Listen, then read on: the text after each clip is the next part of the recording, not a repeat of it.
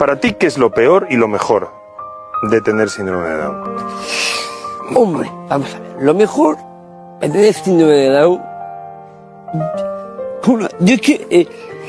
es difícil, porque mira, lo mejor del síndrome de Down es el sentimiento de alegría, el sentimiento de amistad, el sentimiento de... Pero siempre hay sentimientos positivos, ¿no? Y una humanidad tremenda. Sí. Una humanidad enorme. Lo peor... ¿Y lo peor? No sé. Es difícil, porque el síndrome de Down... Yo siempre que saco cosas positivas, ¿no? Del síndrome de Down. Yo creo que lo peor no está en el Down. Lo peor de Down no está en el Down. No está en el chico con Down, la chica con Down.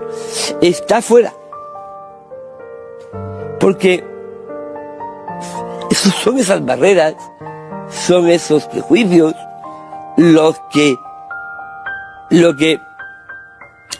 peor, ¿no? Lo que afea al Down.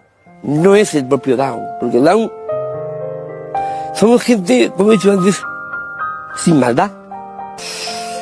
A la vida yo le pido que alguna vez no haga falta que Pablo Pineda esté de plató en plató, ni de periódico en periódico, sino que algún día los chicos y las chicas con síndrome de Down estén donde tienen que estar, votando en un bar tomándose una copa, dándole besos a una chica en la calle, comprando,